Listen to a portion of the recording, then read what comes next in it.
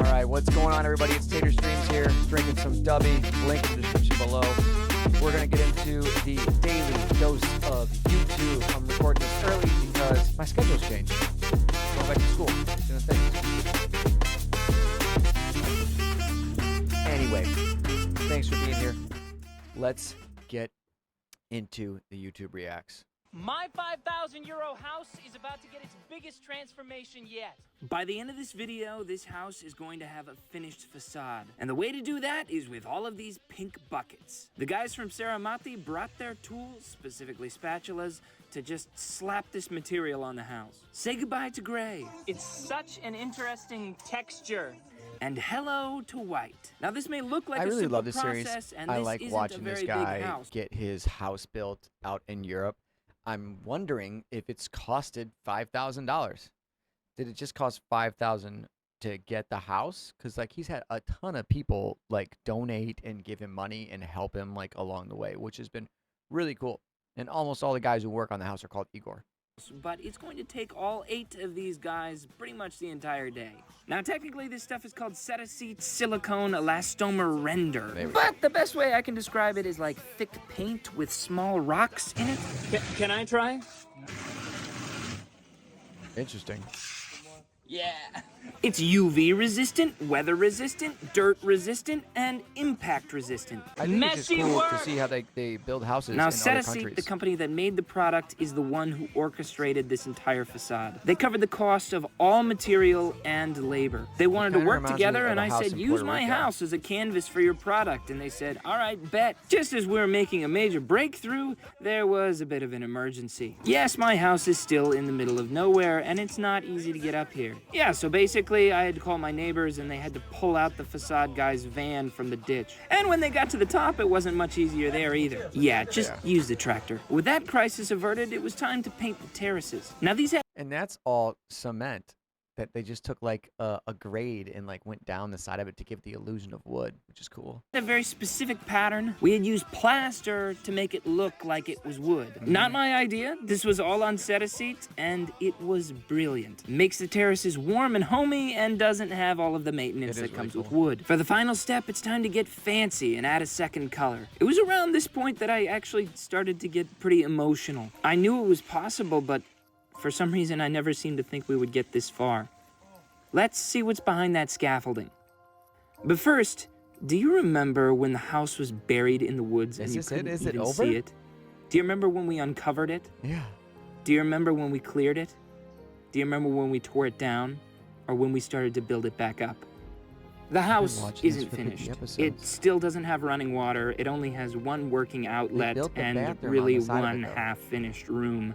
But things like this make living here a lot better. And if you think this is as far as I'm gonna take this, you're wrong. There's still a lot to do. Bro really put the Lord of the Rings music behind it, and I love it. It's so good. Follow this page to see what happens Follow next. his page, man. Speaking out about Goob Lagoon Water Park. Oh, I'm Kansas. This is not an easy video to make, but on Monday, September 1st, I went to the Goob Lagoon Water Park, and What the fuck is I that? was traumatized by what happened there. First of all, the owner was incredibly rude to me and my friends. He quite literally chased my best friend with a hammer. No, I didn't. And then, like, tried to kick us out, even though Is we it a had fucking wristbands. in-game There was place? water everywhere. We were falling the whole time. Like, it was just so bad. And now my friend is in the hospital with a brain-eating amoeba because Oh my God. Bro, what? Dude, this looks real. Like, dude, how many people you think scrolled by this and didn't know what was going on? And this looks real. because we were not told that that part of the park was, you know, at risk for having brain-eating amoebas. Yes, you were. It's advertised. Luckily, I'm fine, but she did not get so lucky. We've been talking to our lawyers. They have an Good luck with that. insane legal team at Goob Lagoon. I don't know what's gonna happen, I like and your I just hair, feel like I dude. needed to She's spread got the word really about this fucking place. crazy 80s hair. Bro, Wait, is I that other broke video my her too? femur at the Never Goob mind. Lagoon. 4,000 likes.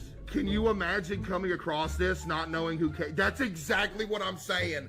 Like, imagine coming across this and you have no idea what's going. I know of queso. I don't know what the My fuck mom Googly is. commented on it. Not what I expected to open TikTok to this morning. He sold 2 hot dogs before saving me from drowning. I died at Goob Lagoon. I pooped myself there. I was there the day Dakota was rushed to the hospital. Traumatizing. I pray your friend had a quick and speedy recovery. The water. Dude, oh, hold on. What the fuck?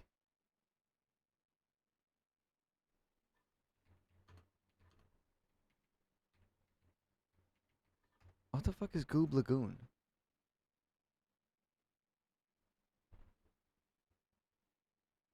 Okay, SpongeBob?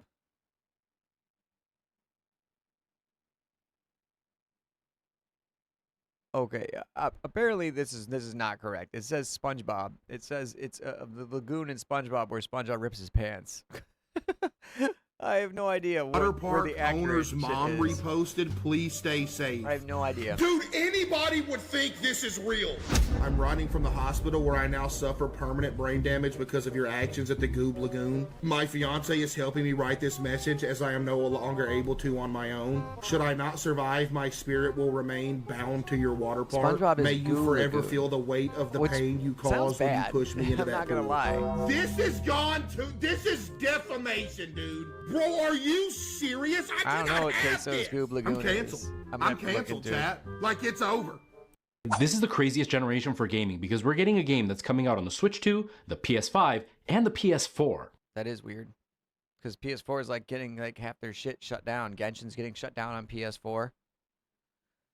I don't even want to talk about PS3. I still get sad about that. If you saw one of the last videos I did where I talked about my PS3s getting stolen. I don't know, dude. Ever since I switched to PC, like I'm just like my PS5's kind of collecting dust, dude. I feel sad about it. Let's talk about it. This gaming generation is wild because the overlap has gone a lot longer than people expected, and each generation has lived a lot longer than people expected. Traditionally, AAA games would still come out in the previous generation for maybe a year or two, until eventually it slowly died out, and then you were only left with like sports games. But ever since the Xbox One and PS4 generation, the generations have lived a lot longer, and so the overlap has been longer than most people expected. And in another leak from Dust Golem, he came out and said that Resident Evil Requiem is going to be coming out in February. It's going to come out for the Switch 2, but it's also coming out for the PS4. And that's just wild, because if you think about it, they're already talking about the PS6, the PS5 Pro is already out, and they're still going to be making a game for the PS4, showing that this generation may be one of the longest generations to have existed ever. And when you include the I know, and the PS4 library is one of the best libraries. PS3 and PS4 libraries are the two best, in my opinion, two best libraries for console. Yes, there is a Nintendo Switch library, which is so extensive, like over 15,000 games physical that you can get. It's incredible. fact that a lot of these companies are now talking about how they're not going to focus on hardware quite as much as software, it's showing you that generational upgrades may become a thing of the past, maybe in the near future. What do you think? Is the PS4 being supported a good thing or a bad thing? Let me know. They're optimizing games. Paco Gutierrez, age 9, always wanted the Nintendo console. However, due to being extremely poor and living in Venezuela, it was just a distant dream. Using his creativity and with the help of his uncle, he made a cardboard Super Mario game, posted it on YouTube, and the video went viral. Thanks to that video, Nintendo's CEO Doug Bowser personally traveled to Venezuela to give Paco a cease and desist order and sue his family for $200 million. Fuck. Don't try and make your own Nintendo console. Nintendo will sue your ass. Do not try and do anything against Nintendo. They'll fucking get you, man. I just talked about this in my last video. I'm like, I will not make any Nintendo content based on like modding or anything else. I did mention that you can put Nintendo games on a Steam Deck. Shh, don't tell Nintendo. But yeah, you can do that. I've read this 50 times. It's still funny. I'm sorry. Could I'll be do it real. again. Yeah, it's still it could be real. funny. No, the Nintendo- guy's name is actually Doug Bowser. How is it that somebody's name that, is... that actually is the fucking guy's name, dude. How is his name Bowser? Come on, Nintendo. You know that's the bad guy, and like you're making him a villain in real life. Bowser, and they're the CEO of Nintendo or Yeah. something. Like, I'm sorry, but that's some kind of like... I miss Satori. like glitch in the Matrix, right? It has to be. Back to reality. What's this? It just make you a dumbass hoe. Me? Yeah, you. How's that make me that? What do you mean? Why does it make me that for not kissing you? Because anyone here would. Really? Yeah, I bet. Why are you trying to force a man into a situation because you think that you put him in this spot, calling him a dumbass hoe because he didn't want to kiss you? I mean, that's kind of weird. Like, if you just like walk up to somebody and be like, "Hey, would you kiss me?" or would you attempt to kiss somebody in like any situation? That's really fucking awkward socially. Hey, watch this. All right, go get a guy. Prove it to me. Okay, wait. Watch this. Nope. They kiss me for Nope. Yes. Owned. Look at that face, dude. So fucking owned. Oh my I didn't God. expect I that love to it. be so good. Dirty was Man great. walked into the game. What the coach did next shocked everyone. In the middle of a sea of cheering fans at a University of Kentucky scrimmage, one man quietly stood out. Dude, yeah. He's like a road worker, a construction worker. He probably just got done. He's like busted his ass, wanted to go see a game. I don't think this is going to turn out bad for him. I feel like it's going to turn out good. It's 50-50, right, guys? His face was smeared with soot, his uniform still streaked with coal dust. He looked out of place until people noticed who was sitting beside him, a 3-year-old child, smiling wide, eyes locked on the court. The sight felt both unique and deeply touching, prompting a curious fan to snap a photo and post it online. And once it hit social media, everything changed. By the next morning, the image had gone viral, drawing national attention, including from coach John Calipari, who was deeply moved by the picture. Although he didn't yet know the man's identity, he could tell from the uniform that he was a coal miner. Calipari then shared the photo on his own social media account, hoping to find him. While the man was still at work, unaware of his viral fame due to having no cell service underground, his wife, Molly, had already seen the photo and replied to Calipari's post. She even spoke on the phone with the coach for about 30 minutes, during which she told him that the man in the photo was Michael McGuire. That day, Michael had just finished a demanding 10-hour shift underground when he rushed to keep a promise he had made to his young son to attend the game. With no time to clean up, he headed straight to the university, where his son Easton was already waiting with Molly. Calipari told Molly that his own family had roots in the coal mines and that the photo reminded him of his grandfather's sacrifices and values. He understood deeply that miners live by the principle of sticking together, a lesson he had always passed on to his players. When Michael finally regained signal on his way home, he was bombarded with messages and calls, confused by the sudden attention. He was only stunned after Molly explained what had happened. Shortly after, Coach Calipari personally called Michael to thank him for his hard work and invited the family to be VIP guests at an upcoming game at Rupp Arena, complete with dinner, courtside seats, and a team. That's dope, dude. That's fucking awesome. I don't want to fucking sound like the cynical grandpa of the internet, but I mean, dude, that's what this country is missing. And it's not missing. It's still here. It's still there. But I mean, there should be more dads like this. Like when you accept the responsibility of fatherhood, of being someone's dad, which not a lot of men out there today will take on that responsibility and follow through with the actions and the accountability that follows when it happens when you become a father. But seeing someone like this giving up things, sacrificing their time, putting in long hours, hard work, dedication, and keeping promises to their kid, that's something that lasts forever and is imprinted on that child. I mean, think how many dads have left their children, have broken up families, don't show up, even if like it doesn't work out for him and the mom and they separate. How many dads like decide like, well, I don't want to be a part of my child's life, or I don't want to pay child support. And that is detrimental to that child's growth in society. They're gonna have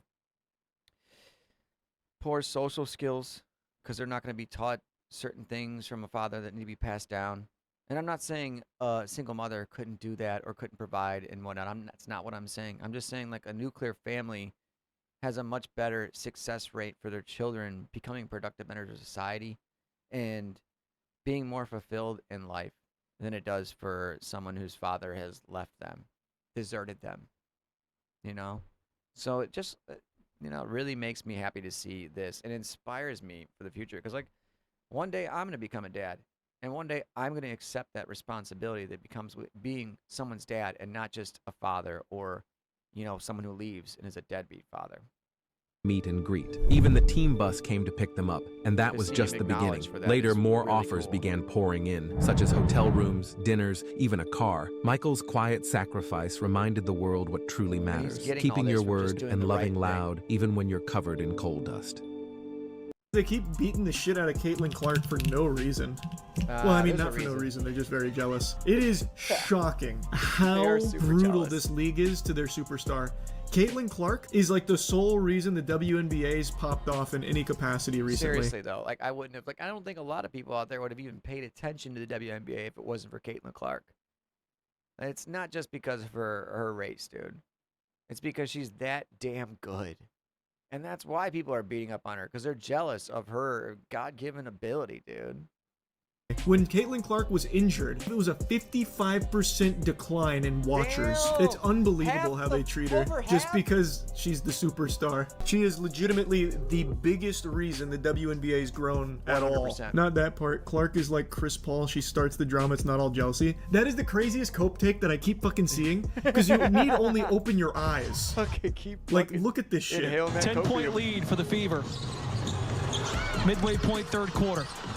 Sheldon all over Clark, and they get in. See, like, what drama does she start there? I played basketball for 11 fucking years. Still play, just not as often. This is not a normal foul. No one goes straight to the eye. All these undercover clowns tried to infiltrate the shop owner, but it didn't go as expected. What up, bro? Good. You doing nice today? Yeah, I'm looking for some flour. I heard from a couple of my buddies that you got some. Bro, you came in the other day and you didn't even have your ID with you. We don't sell none of that, bro. I got it today. I was wondering if, you... No, bro. I can't do none of that, bro. I can pay you cash. We don't sell none of that, bro. How much times I gotta tell you we don't do none of that shit? Just fucking, if weed's legalized, this problem goes away. This issue goes away. And, like, you won't have undercovers trying to screw over these small businesses and shit like that. But, like, it's a head shop, bro. It's not a dispensary. Like, why are you going into a head shop expecting to get dispensary product? And I see these two undercover cops. These two undercover cops coming in here like, come on, bro. Like, it's some bullshit. What are y'all doing in here? Y'all sent him in here? No, man. I don't know what you're talking about. Y'all sent him in here? I have no clue. Y'all, all right, all three of y'all, just please get out of my store, because we don't sell no illegal. No, man. We don't condone no illegal activities. I can. This is my business. Get the fuck out. No sign up anything. I don't care. I don't need a sign. He has the right to refuse service to anybody he wants to. I'm going to call the police on y'all, even though y'all the police. Get out. Bye. We have decided to take another family day trip, this time to Lake Tahoe. No, not to catch the Black Plague from a flea, but so I can introduce my kids to some music that I grew up loving. The band in question is Alien Ant Farm. I love Alien Ant Farm. My friends in Alien Ant Farm are gonna be playing at South Lake Tahoe for a really cool festival. And we thought, why not make a day trip out of it?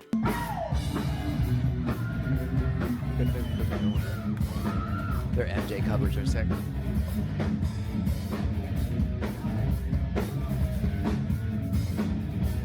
All right, so we finished up the night watching the set with the dudes from Alien Ant Farm.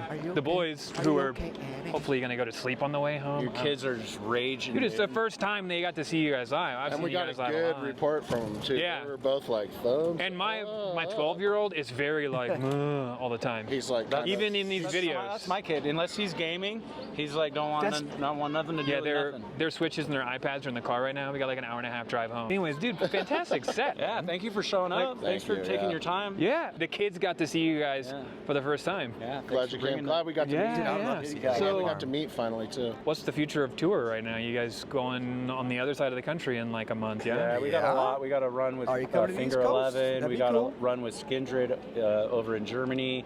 going back overseas. We've been ping-ponging back from the UK and all of Europe, really. I think those are the two like kind of actual tours we have left for the rest of the year. Sprinkled with one-offs. Yeah, one-offs here and there. We keep pretty busy. This last 2 years supporting this Montrose record has been the coolest like reprise for us. You know, just you know, psychologically. Lucratively, all the things, you know. Well, I can't tell you as a fan of the music how excited I was for that album to drop. That's cool. Like, and I didn't know. I know the importance. Sorry, I didn't mean to interrupt, but I like even just for like a lot of things outside of just music, whether it's gaming or whatever, but the nostalgia or when you see something with longevity, like come back and keep recreating, it's really like. It's special, you know, and I feel like it's rad that we put up with each other as long as we have because it is hard to do that sometimes. It's something to root for. Yeah. New music at all in the future? We're dabbling. We got a little bit of a break after this, though. We're going to try and get some ideas rounded up and see if we can start kind of moving in that direction, you know. Yeah. This record is only a year and change old. So I know. To me, that's still. I know. I want to do it another 2 years, you know. Yeah. Thank you. Likewise. Thanks, guys. Cheers. Yep. Okay. The kids are listening to it at home. Fire. Dad teaching his kids about his All right, here we go. So I'm on a hunt for affordable rentals in my area. This one popped up. They are asking $800 a month for a studio apartment. Studios and 1-bedrooms in Tampa Bay area range from $1,200 to $2,000 depending on the area. So once I saw this for $800 a month, I went to it immediately. They did a nice job. I was surprised when I opened the door. Nice I seen the tile everywhere. It is a little cozy. Yeah, it is a bit tight. It's a bit tight, but like in my area, I work in some of these like fancy apartments where people come from like other countries into like my state in my city, and they come here to like learn like the medical field. Like it's huge for other people from other countries to come in and be here for the medical field, and they stay in these apartments that, I mean, they're that size, and like cheapest one is like $1,600 like a month, and then that's just like you walk in and it's your kitchen and like a living room, and that's it. There's like a side bedroom. I mean, and sometimes there isn't even a side bedroom. Like it isn't another room. It's like the same room. Like your living room is your bedroom. So like to see that in Tampa, I mean, that's not bad. They did a nice job with the bathroom as well. Like it's pretty nice. So this is a perfect place for someone who's just starting out that don't want a high rental or roommates. This one. Yeah, dude, if it was just me, and I was doing this full time, and that's like what I had, I could do it. I could. I mean, I'd be grinding so hard. Right now, I do this for fun, and I do it casually. So like, but yeah, it's interesting to see like what stuff costs in other areas, because like for $800 in Tampa, that's kind of like what I would expect. My area, not the greatest area, but I mean, we get a whole lot more for what it is. Is located in Sulphur Springs area. Blessed. For those who know about the Tampa Bay area, let me know what city you guys want me to do next. We're gonna see if I can get this back. Bam. Now this is the absolute largest Nerf blaster I've ever held in my hands. This thing fires Mega XL darts. And, well, we have the creator right here. If you don't mind stepping in for just a second, give us a rundown of this absolutely beautiful beast. This is Mammoth Greg, based off of Big Greg and made far more sci-fi. It cut down Mega XL so darts big. to, I believe, currently about Like 100 cal. FPS, about 19 joules. It's set some pretty big numbers today in terms of distance. It is not for shooting at humans. It is blinking and record-breaking and looking gorgeous. That is its job. Yeah. It absolutely is gorgeous. That's crazy. I love the design on this. We're going to give this a I prime. remember playing with Nerf guns back in the day, dude. I love that shit. Dude, you can barely pull the hair back. Pull it in your chest. Okay. Oh my god, the spring's gotta be huge on it. Just lost it. Hold on. Hold it back on my phone. Struggling hard. Thank you. All right. I'm struggling to lift this thing. Here we go. Dude, We're gonna fire huge. this one. How 1, far 2, does it go? 3.